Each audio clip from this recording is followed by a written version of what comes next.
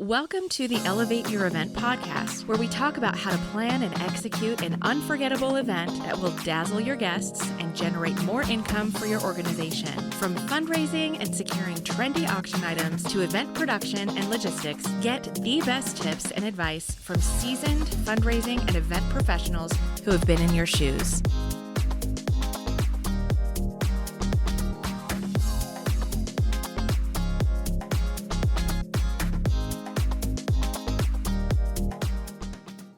Two of our favorite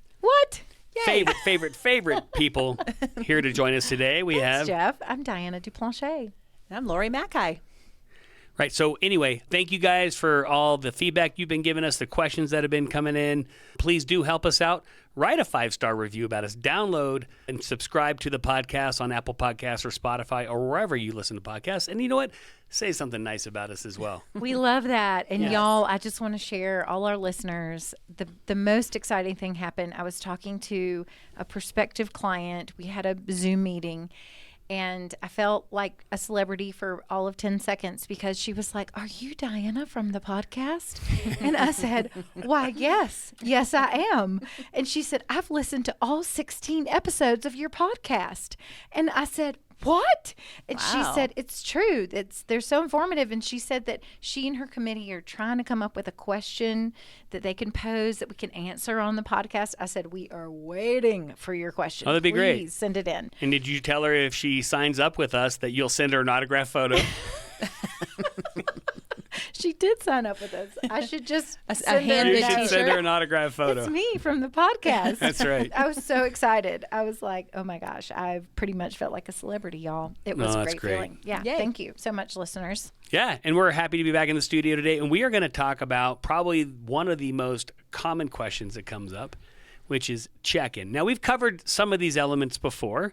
We've talked about, what we call how do you create a great guest entrance, but let's really kind of just focus on the mechanics of check-in because it's one of those things that I think stresses the most people out. Even prior to the event, it stresses them out. And then I think at the event, it probably stresses them out. Agreed. What do you think? Yep, number one. Yeah. And of course, it wouldn't be a podcast without Diana and her notebook and her list of things that she wants to cover. Sorry, y'all. It's true. I so have to walk organized. around the office. What are your thoughts? What are your thoughts? Yes. So we do have a list here. And I think, Lori's the perfect person to have on because first of all, she goes to events a lot. And second of all, she does so much coaching and so much onboarding. And that's typically one of the first questions she gets asked for a new client call. I mean, you're meeting with these new clients, you're hearing these concerns. I mean, where do you start in terms of addressing all these concerns? Well, the first thing I address with people, mostly in onboarding and coaching, is what is your biggest concern? You purchased this new software package. You've run an event, typically run events before. What kind of things have you come across? And most of the time, the biggest concern is check-in. Hands down. So the first thing I want to know from them is, well, what is your objective at check-in? What are you trying to accomplish at check-in? Okay. And trying to really narrow down, what do we really need to accomplish here? And then coming up with the best strategy that we possibly can. Because, and I think it's important to kind of open up that subject a little bit, because if it's a golf tournament, what is our objective at a golf tournament? Give people their foursomes, make sure they have a card on file, make sure they have a login link, send them on to breakfast. Yes. Sell some mulligans, maybe. Maybe you sell a Couple. mulligan. Maybe you do that. Yep. And then if you're at a gala, what's your objective? Is it to make sure everybody has a paddle number? Do they need a table number? Are they going to have a card on file? Do we want accurate data? Yeah. What I think are in all these things? cases, that's the question, right? For any event, one of the things that you can accomplish with software like Handbid or any other software out there is you can start to collect information about these people. And that is how you're going to reach out to them and build a relationship with them down the road. And that goes for new people as well as, kind of your existing donors who might have updated information. And this is your opportunity to capture that. And it's tricky, right? Because there's a trade-off between capturing data and how smoothly and how quickly check-in can happen, right? And so that's one thing, I think, to your point, like, what are you trying to accomplish? Like, it's the list of things. Do I need to make sure everybody has a card on file? How flexible am I going to be in that? That's right. So when they tell me, heck no, am I going to let them in? Because we've had clients that have said, show them the door if they say no. And I'm like, Right. no, you show them the door if they say no. We will not be showing the door. That's right. But outside of that, like, how much information do you want to capture? Like, and we've had people that said, I want name, email, phone number, which is what Handbid needs, but I want their address. As well, and that it's gonna, now we have some quick tools to like quickly look up addresses on Google and auto populate things, and it makes it faster. But either way, that all adds up. Yeah, time wise. It totally does. Yeah, and then do you even need a formal check-in?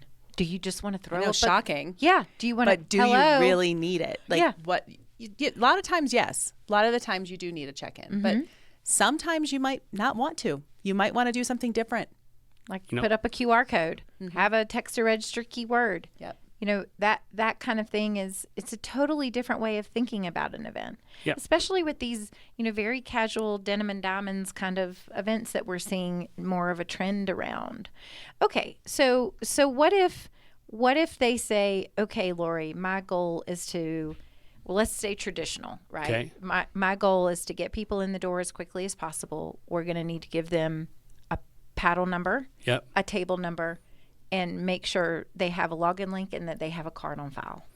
Is that too much to ask for check-in? That's pretty basic. I mean, I think I've so. seen Most way worse. check-ins. Yeah. Agreed. Like, validate their parking, give them 5 gold tokens, 2 red ones, and then also find out whether they want chicken or fish or a vegetarian meal, and give them the appropriately colored card for that. And Like, also ask them their mother's maiden name. That's right. Yeah. No, it's way this intense. is very much of a true story. Yes. And so, okay, so then we get back to maybe 75% of our clients are looking for a scenario like we just described. yes. Yeah. A true paddle number, table number, card on file, login link for silent auction on your phone. Yeah. Okay. And I kind of bundle some of those, like, register somebody in the party to bid. That's right. Which is going to give them the paddle number, Yeah. the card on file, and the login link. A lot is going to be accomplished on one screen. Yes. Okay. In our software. Yeah. In our software. Okay. So Lori, what would be your advice for that client? How many people do you have coming, and how many volunteers are you going to put towards this? First thing. Okay. And are First they thing. mostly couples, not couples? Right. Trying to get a feel for how many parties you're actually going to check in, right? Yeah. How many people are actually going to come through check-in and actually physically get registered to bid? So the first thing I'd want to know is, well, how many volunteers? So if you have 400 people, at Handbid, we recommend 1 check-in volunteer per 50 people. If you've got some good staff there or Handbid staff, on-site support, you might be able to stretch that number significantly more, just because we have a lot of experience at check-in and can do it a little quicker. But all in all, like, how many people can you put towards this? And I usually will walk through with them the process. So the person walks in the door. Do you going to have a big long table? Are you going to have stanchions set up? Are you separating alphabetically?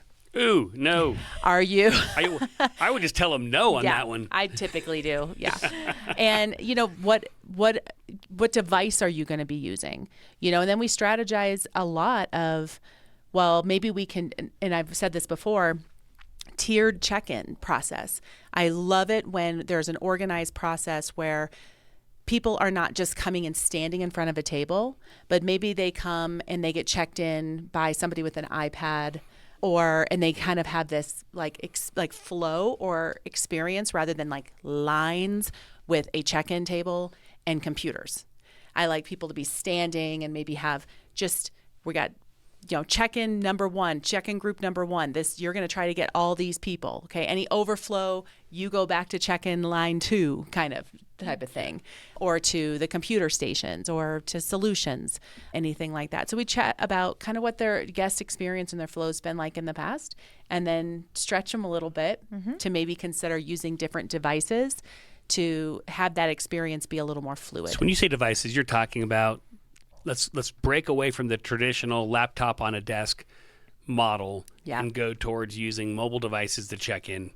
Yeah. So I totally agree, right? And we support that and actually encourage it in the sense that it gives you a lot more flexibility. And I think what you're describing is kind of cool. So it's like, okay, so people come in the door, maybe you have 5 or 6, whatever it might be. I call them for the your front event. line. Yeah. Nice. iPhone people, Love that. right? And they're on their iPhones and they're just quickly checking people in and they've got a stack of paddle numbers in their hand and they're just, but if those people are getting bogged down, you have overflow. I call them a line monitor. It's kind of a elementary school term, but somebody who's there, who's not necessarily your greeter, but just making sure that, Lori can help you over here. So then you've got another group that can handle this maybe on iPads and they're at a cocktail table. And then beyond that, if there's more complicated situations, you can push them over to a table. Because sometimes it's nice to have a laptop if you have to do some heavy lifting, on a particular table or something like that. But I like that idea. It's kind of an overflow. Right? And one thing I would add to that, which I think is an important question to ask up front, is how flexible are you willing to be in your check-in process? Because we get a lot of people that come in the door that have used either a different system in the past or they've done it a certain way, even with paper, and they're unwilling to waver or bend on that, and that makes it tough. Doesn't make it impossible, but a lot of times what we'll say is, okay, I understand, like in the situation you were in before, that might have made sense to do it that way, but now that you're using a different software package, you need to leverage our expertise and you need to be flexible and try it this other way. Because a lot of times what you'll find is that people try to fit that square peg and round hole and they just create challenges. Yeah. Well, it's also this idea of being modern. It's about adapting to what's available to you. And maybe the new way is a better way of doing it. So I think you have to keep your guests on their toes. It might delightfully surprise them. So I think that's kind of what I'm seeing too out there. Right. And look, we've been doing this a long time, right? So we'll give you a lot of our I wouldn't do it that way examples, and you can take them or leave them, but we'll tell you, like, we say those things not because our software is limited in how it works, but because even logistically, these things just are not helpful. Yeah. Right? Splitting, like you mentioned this earlier, splitting the line by last name, not a good idea. Now, you could be like super creative and thoughtful and say, you know what, I'm just going to take the stack of names in my auction or my event and I'm going to go through and like evenly divide them. And then you just get these weird splits of like, I've seen it, right? I walk in, it's like AA through CE, right? Yeah. And then CF through, it's like, what? And it's too confusing to your Yes. guests. Yeah. Your guests, when they walk in, should be greeted the same, have the same experience, and they should easily be able to get checked in. Right. They shouldn't have to figure out what line to be in. Well, and the reason though they're doing that is Yeah. because they've got these packets. So that's the second thing. Packets. Yes. So Lori loves packets. packets were a thing. They were a thing where it's They like, were a I thing. am going to. Not as much anymore. Right. Well, and yes. And hopefully, because we like to try to talk clients out of them, but like they were the thing, right? I get it. It's like, I can put everything together. I know Lori Mackey's coming with Adam Mackey. I'm going to pre-assign them a paddle number. I know they're VIP. I'm going to put their 2 bracelets in there. I'm going to put their drink tickets in. This is going to be amazing. They're just going to show up and it's going to hand them their packet. Right? The problem is with that is, first of all, like, you have to have an incredibly good guest list, Has to completely filled out Totally and filled know out. everything. Right. Okay. Very accurate. And these packets have to be accurate. And when they're not, it is a total disaster. Yeah. Right. And we're at one event, and I remember it was about 2 or 3 days before the event started, and we get on this call because they're frantic. Clients frantic. They want to preload paddle numbers into our guest list. Unfortunately, we allow that. So we're trying to talk them out of it. And she's like, well, this is how we do it. We've been doing it this way for, I forget how many years, right? And I was like, okay, well, there is a way better way to do this than what you're doing. But you've already done it this way. We're just going to have to suffer through it. And suffer was an understatement, because what ended up happening is so they had these boxes of folders behind the check-in area, and they were all paddle numbers. Okay, so they already knew who was what, right? So, Lori Mackey's paddle 235. So anyway, in there is everything that she bought, except for in this case, a lot of the times it wasn't true. And so we'd be checking people in, and the guy would be like, I'm a VIP. I'm like, well, you're Actually, no. according to this what's in packet. this packet, you're not. And what would happen sometimes is that every person got a paddle number, which is also not highly recommended, right? Because right. most people like to bid as couples. So it might be in the couples It might be in their spouse's or their date's packet, but we didn't check in their date because their date didn't come up to check in because they're like, my date's going to the bar. I'm just going to get our stuff. Right. So then I'm like, okay, now we have to go back to the guest list and say, what paddle number would your guest have been had we checked them in? Go find that folder. Why? Why don't you just give me a stack of VIP bracelets? Why don't you just give me a stack of drink tickets? Why don't you just give me a stack of paddle numbers? Right. And I'll deal with it.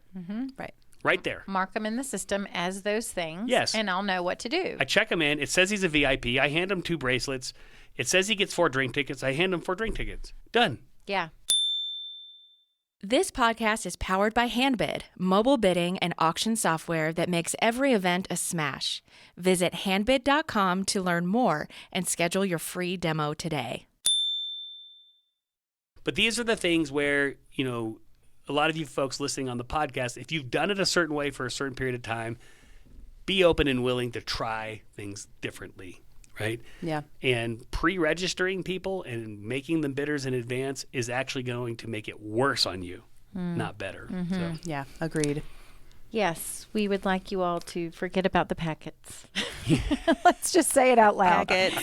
Okay, if you do name tags, do a different table for name tags. Yeah. yes. Get name tags away from check-in. I remember an event that we did Yeah.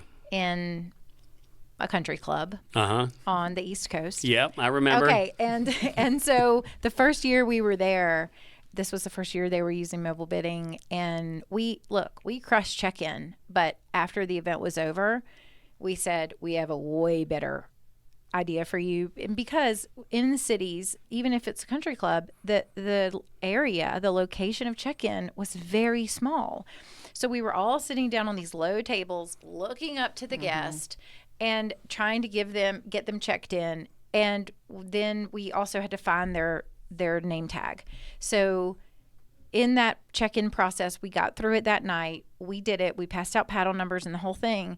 But the advice for the next year was to get cocktail tables and to put, I think we did 4 cocktail tables, 2 laptops on each cocktail table, and we had a line marshal. And the line marshal would direct people as they came in the door. And then name tags were on the other side of the tiny little check-in area, and it was revolutionary. It was because when you're looking eye to eye at somebody in a small, crowded, loud room, you can hear them better, and you just have more of a rapport with them, you know. So slowing on up to my table, you know, I don't know if I actually said that, by the way. But anyway, that was, I mean, then they had to go find their own name tag. Right. I mean, that was the instruction. Like, they weren't having to say, like, hello, my name is John Smith. Right. And so those things were so helpful. Yeah. And it's not a bad idea to give people stuff like drink tickets and stuff at check-in because it makes them check in, right? Yeah, because that's true. Otherwise, people will skip it if they feel like, oh, the only thing I have to do over there is register to get a paddle number. I'll just skip that and do that later. I don't want to wait in that line. So some things that you can do that will help with that. First of all, maybe give them a drink when they come in the door. I mean, if you don't have alcohol at your event, totally understand. But if you are going to serve alcohol, one of the things that people tend to want to do is get to the bar quickly and then go meet and chat with their friends, maybe browse the auction area, and check-in is standing between them and the bar. And so you really can diffuse a lot of issues if you just hand them a drink when they walk in the door, okay? And so that's one, you know, giving them drink tickets if you're doing like a paid bar, you know, that's something that also will help. They say, oh, well, I can get 2 free drinks if I just stand in this line or this very fast, quick, efficient line, right, to get my drink tickets. Right. But have someone that also greets people at the door and tells them what you need them to do. Because if they're going to, so say you have a line of 4 or 5 people, that's only going to take a few minutes. That's not a big deal. Lines happen because lots of people show up at once, okay? Yep. So the I don't want a line at my check-in isn't possible. Even if you had 100 people doing check-in, if 200 people all show up at once, there's going to be a line with 2 people in it in each line, right? So it just happens. But either way, you could say, hey, here's what we need you to do. We need to get your phones out, do these things, get prepared, you know, because when you get up there, you can have all these things done already, and then smooth, you know, check-in will be very smooth. Like, get your credit card out. I mean, how many people you walk up and be like, oh, will that be Visa or MasterCard tonight? And they're like, oh, yeah, I want to put a card on file. And then they're fumbling for their wallet and they're flipping through, trying to figure out what card they want. I mean, all of that stuff takes time, and you can kind of prep them for that. And then I think a very key thing you mentioned is a line monitor. I don't know what you call them, line marshal, line monitor. But people chit-chat in line, okay? And they're not paying attention. And then you've got somebody who's a check-in agent who's waving their hands wildly saying, I'm available over here. That's what that person's job is. It's just to make sure that the line is moving and flowing. Okay. No one at this table will be surprised to know that I am often assigned line marshal duty.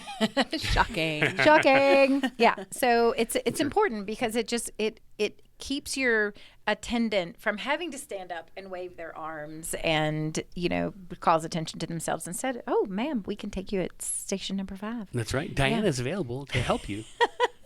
So Right. one concept I want to throw out is if our listeners are kind of new to all this, is this idea of solutions. So can y'all speak a little bit about how you've seen that done really well in the past? And first of all, what is it? Let's describe that to our listener.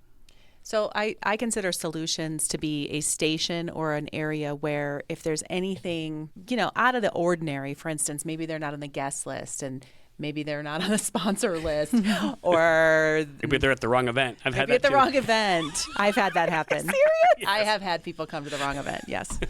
I mean, anything that's just kind of out, or one that comes up all the time inevitably is, I don't want to sit at that table, or I want to move to this table, Right. or I decided to bring 5 extra people to this table. Can you Right. guys get us 5 place settings? Okay, anything out of the ordinary. We put place settings on tables too. He's I'm that just going guy. to throw out all the things we've had to go. We're solutions people here. We're totally solutions people.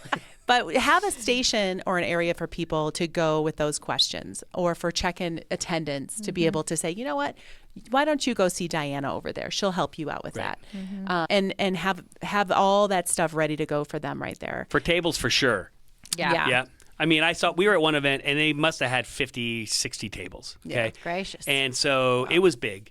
But what you should do, by the way, a little side tip on tables, is you should go serpentine with them. So you should go like 1 through 10, and then 11 should be right next to 10 and go back the other way. Yeah. Because when you give people tables 10 and 11's at the other end of the ballroom from 10, they're going to come tell you they want to move. Okay. Because they're together. They want their tables together. So we saw a lot of that at this event. And so basically the easy fix is to go into the ballroom and swap all the end tables. Just mirror them, right? Right. And anyway, it was a little bit of an effort versus trying to sit there on the guest list, which is not hard to do, but just mass move people's tables. So anyway, all of those, you definitely need a solutions person, because they'd be like, hello, you put me with the Mac guys? We can't sit with the They Mac are guys. so obnoxious in the best possible way. Yeah, I think that's something that if you're new to event planning, especially if you're new to mobile bidding, it's something to think about, because it's going to be that troubleshooting person Yes. who is just very good at solving problems, cool as a cucumber. Yep. So there's guest list for sure, right? So we're talking about a solutions person who knows the guest list, knows the table assignments, knows the sponsors. It will not be somebody from your mobile bidding company, Right. most likely. No. They don't know your guests. Right. Okay. They don't want to make table decisions for you, right? No. You need to be making those. That means you have to have somebody authorized to make those decisions in the check-in area. Yep. And then I would say one person that could be your mobile bidding company would be some sort of bidder technical solutions issue. Right. Okay. I have fixed iPhones. I have helped them, you name it. And it's not even related to necessarily an app. Right. I mean, you're just helping people figure out how to get up and going. Yeah. I once sat at an event, I was standing, I remember, at a cocktail table, and someone At said, Checkin? yes, and someone said, I can't get this to work. And I cleared over 50 apps that they had open. I said, sir, why don't you try again? I just gave your phone a big break. That's right. Okay, it needs a rest from you Yeah. and your apps. So now you only have one open. And he was like, oh, I didn't know how to do that. I'm like, I'm here for you. My favorite was the guy that showed up with the flip phone from 1992 or whatever. The one where you typed in the number and hit send. Oh, yeah. He's like, how do I get this to work? I'm like, ooh, I don't know. You don't. Well, and Here's an iPad. Here you go. you work some of these events, and there's people that come to the event, and you'll send them the login link. You'll give them the information and be like, okay, have a great night. And they will stand there in front of you and download the app, click on the link, make sure everything's working. And they want to stand right because they want the help right then from you. And so typically with those kind of people, I say, hey, why don't you step over there to that table? They can help you, work the app or figure out the software or your phone or the Apple Store. Or Well, I think what you're trying to say is you would like to move people in a sophisticated way from the check-in line over to what we might call a volunteer who's helping people get set up on their phones. Yeah. And I think that's a genius idea, and it's helping the check-in line move through. It's being able to capture that person who's a little nervous about what they're doing and wants some security to make sure they understand things. I mean, if you've got an analytical person, why wouldn't they want to understand how to bid? I mean, that totally makes sense to me. So I love that idea. I often recommend that as well. Yeah, get them out of the line where they're still taken care of.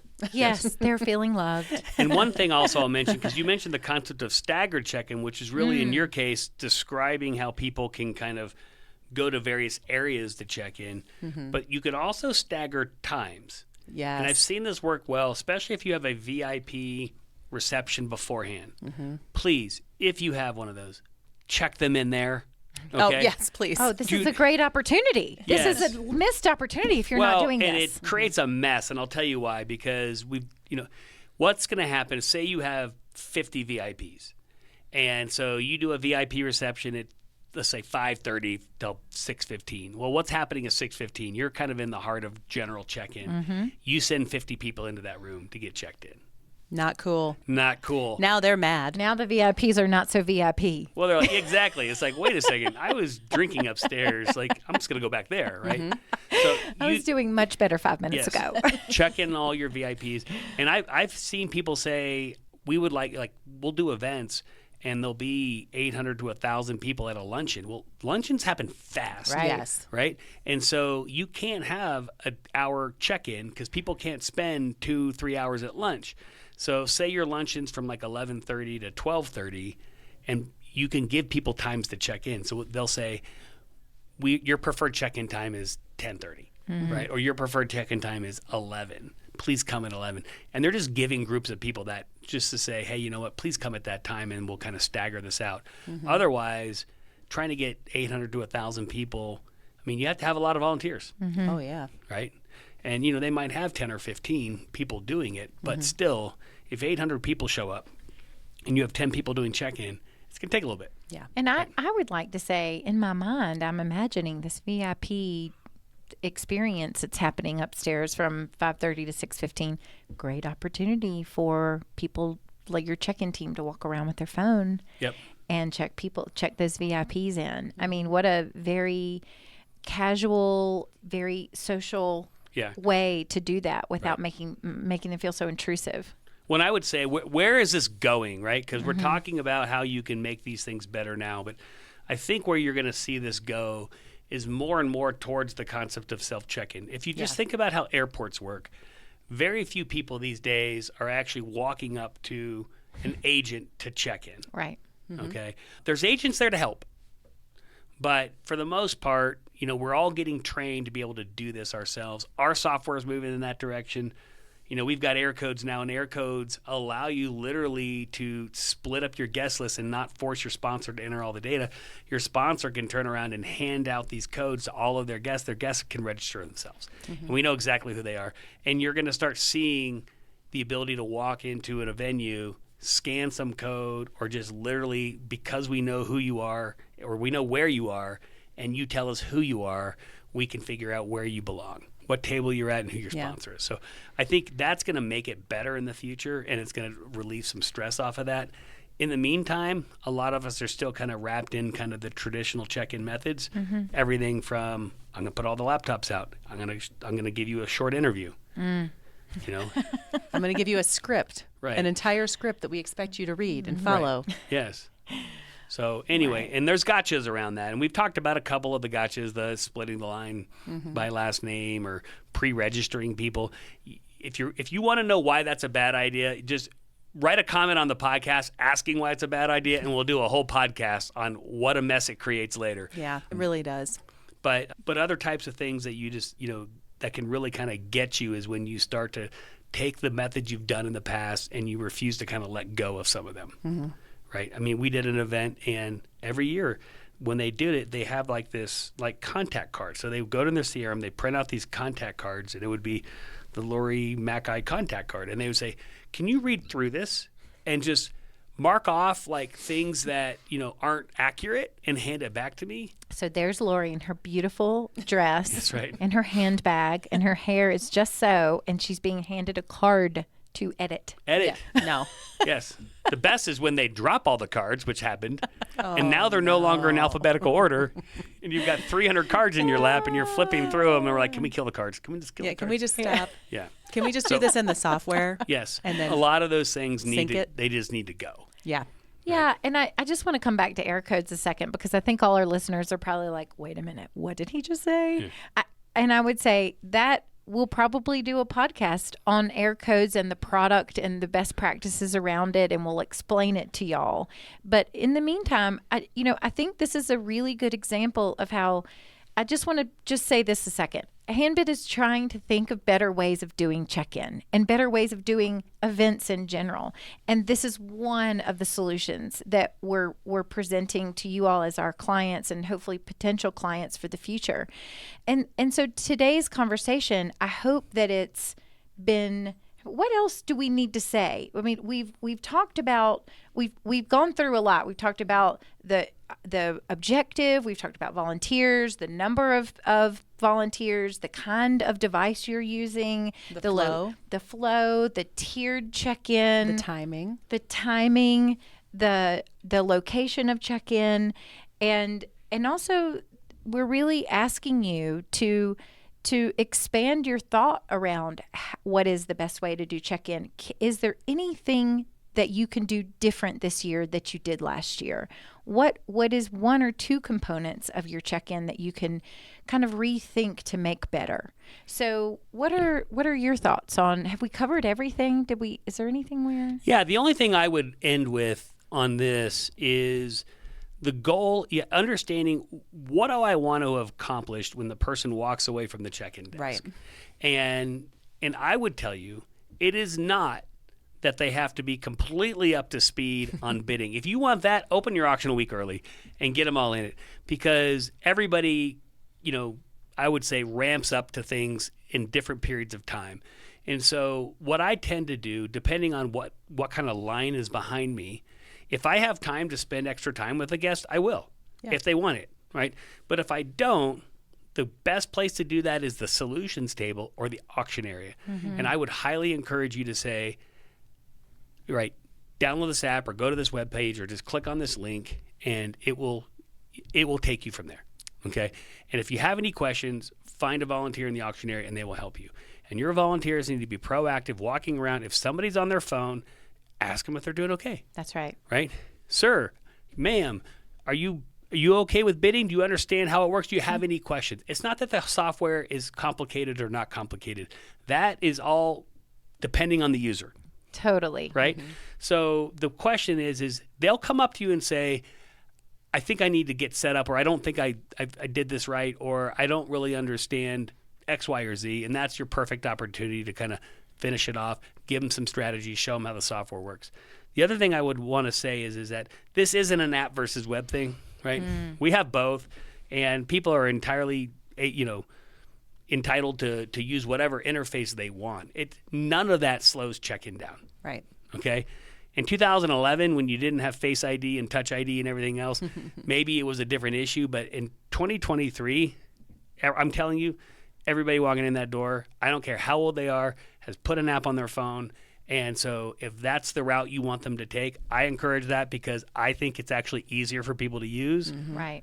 And I'm not trying to downplay our web software. I think our web interface is amazing, but either way, like, that's not going to be the issue. What's going to slow down check-in is if you have problems with your guest list. You have incomplete data. You're having to capture that data. You've made I would say, an appropriate business decision to capture information, which means I do want your info. And the other thing that I think significantly slows down check-in is when you have your check-in staff do a whole bunch of stuff maybe they shouldn't be doing. Yeah. Like validating parking and code checks and what else? I mean, we've seen it all, right? Oh my gosh, you're right. I think the other thing that slows check-in down too is just the volunteers not really understanding how it works for themselves. And so a lot of times it's good to go through a volunteer training and have them experience it as a guest themselves so that they feel more comfortable with the process of check-in.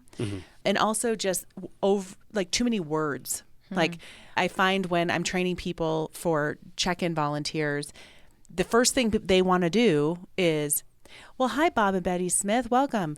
Bob, would you like to be the bidder? Or Betty, would you like to be the bidder? What do you mean? What's a bidder? A bidder is what's the person that's going to be involved in the silent auction and the live auction. And we've got like 45 items in the silent auction. And you can do the paddle raise and you can do the heads or tails. And it turns into this like world's longest explanation. When I teach check-in, and I strongly recommend this for volunteers, is just keep it really simple. Like, assume the people are coming to your fundraiser to give. So one of them needs to be a bidder. Whoever takes the lead, that person's the bidder in my world. Right. Yeah. So if Jeff and Carrie walk up and Jeff is like, I need to check in, Jeff's the bidder. Jeff's the bidder. I'm not going to start going, oh, Carrie, would you also? No. Too many words. Like, keep it really simple. Assume they want to bid. I never, ever ask somebody if they want to bid. God, No, and so good. here, I 100% agree with you. And typically, I like to check in parties, right? And Handbid lets you do that. So you walk up and it'll be like, hi, can I get your last name? And they'll say Porter. Okay. And so I type that in. I search, right? I find it and say there's two. That's really easy, right? Yeah. I'll say Jeff and Carrie. And like, yes, check them both, right? Yep. Okay. Jeff, are you going to be the bidder tonight? Right? Yes. Okay. We're moving on. We're not talking about the auction, anything else. Now, sometimes what I'll see is I'll look up somebody and they'll just be one of them.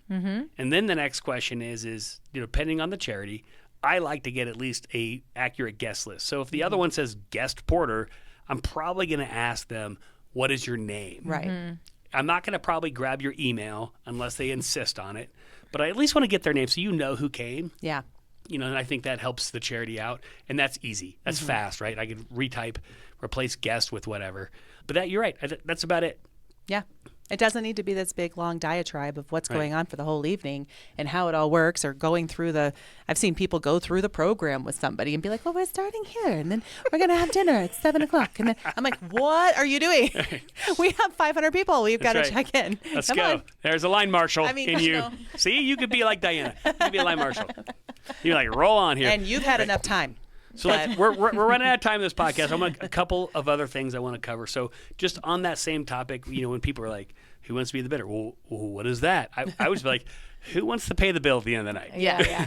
That's all you have to ask. And then typically they laugh and then they'll, say, oh, it's going to be me or it's going to be her. Right.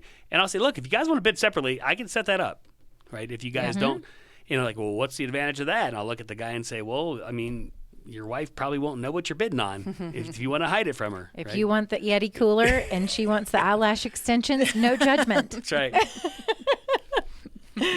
Yeah, for sure. So anyway, I think those types of things help, right? Yeah. Just kind of having a little bit of banter, but understanding to your point, you cannot belabor the conversation at check-in. Yeah. And it's Lori said it best. Assume that the guests at your event are coming to donate. That's right. They're coming to give you money. So figure out the easiest way for them to do that. Yep. Yeah. It should You be very be the quick, one. very easy. Yeah.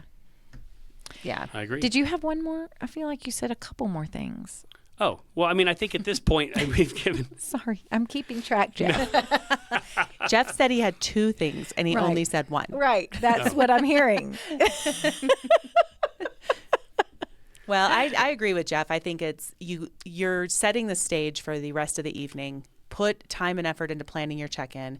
Walk through it yourself as a guest. Right. So you know what their experience is going to be like. Is it clear? Does it make sense? Is it casual? I'm all about the casual check-in. I mean, you guys know that. I definitely don't want to sit at a table like this and and have good data. on your guest list for your guests, least first name, last name, so that they feel welcome. Yeah. And I know the second thing I was going to mention. Okay, we can thanks. Thank Now you. I can sleep. Okay. So we get asked this question every once in a while. What kind of volunteers do you need, and should I hire staff? Okay. good one. And we've always had a position on this because when we got into this industry, most of our direct competitors, they were more staffing companies than they were mobile bidding companies. I mean, their objective was to bring 6 or 8 people to your event and make it run smoothly. And look, for the most part, they probably did, right? I mean, I'm not saying that because those staff are used to the software. They've done it before, and so it's a little bit less stress than are my volunteers going to be able to pull it off? And we've always had the position of, for the most part, your volunteers are going to be able to pull it off. Yeah. Okay. And so that doesn't mean that you shouldn't hire staff. I'm just saying that you probably don't need like 8 experienced staff people in your event. Okay. From Handbid. From Handbid Right. or, for any mobile bidding company. So what I would suggest is, if you're kind of new to this, hire 1 or 2 professional staff. And I guarantee you, if you just find people that are personable, that know how to use a computer, 1 or 2 Handbid staff or 1 or 2 mobile bidding company staff can make the rest of them very effective. Yeah. This is so true. I mean, I think all of us have worked events where, maybe over 700, 800 people, 1 or 2 Handbid people are there. There's just maybe 14 or so volunteers showing up to get trained. The volunteers can get the tutorial from us before people arrive. And that's what the Handbid staff does, or any mobile bidding solution staff should do. And then if your volunteer has a question, you're there for them. Yep. You're there to help mitigate that one little question that will come up. But most of the time, after they get through 2 or 3 people, they've got it. Yeah. They've got Yeah. it. And we did a podcast on volunteers, and you should listen to it in terms of what types of people to recruit for that type of role. Don't ever shift change in the middle of check-in, by the way. Oh. So that was in that podcast. But anyway, but the whole point there is you're right. I mean, you don't even have to train them a week in advance. You don't have to send them videos. They're going to forget it all anyway. Show up. Right. Make sure, Just make sure they're on time. Minimum of 30 minutes before you can do that training, and then let the professional people stand behind them, walking behind them, answering questions. And you're right, 3 people in and they've got it down. So I think that's just another important consideration. It's going to give you a lot more flexibility in how many staff you bring in because of your budget, because now you're using volunteers, and volunteers are free, right? You have to feed them, so maybe they're not entirely Please free. feed your volunteers. Please feed them. Yes. And give them water at check-in, by the way. Oh, yeah. That was also in that podcast. So. And mints. They're talking to your guests, and sometimes they get close. So breath mints and water. Ooh, yes. Lord have mercy. Yeah. So don't feed them the Greek garlic chicken dinner right before check-in. With a bunch of spinach that's in their teeth. That's right. Oh, Yes. my gosh. Okay. Make them all smile in the mirror before they walk out to do check-in. So it's all good. All right. Well, we're over time on this one, but Oh, yes, this is a good I'm sure one. we This is are. a topic, and I'm Y'all, sure. I've enjoyed this. Thank you. Yeah. And I think leave some comments, Please. specific questions, and we're happy to answer those in a future podcast. But Sounds awesome. anyway, thank you, Diana. Thank you, Lori, for Welcome. attending today. Thanks for inviting us. Thank you guys for listening to Elevate Your Event podcast. We wish you all the best in your next event check-in.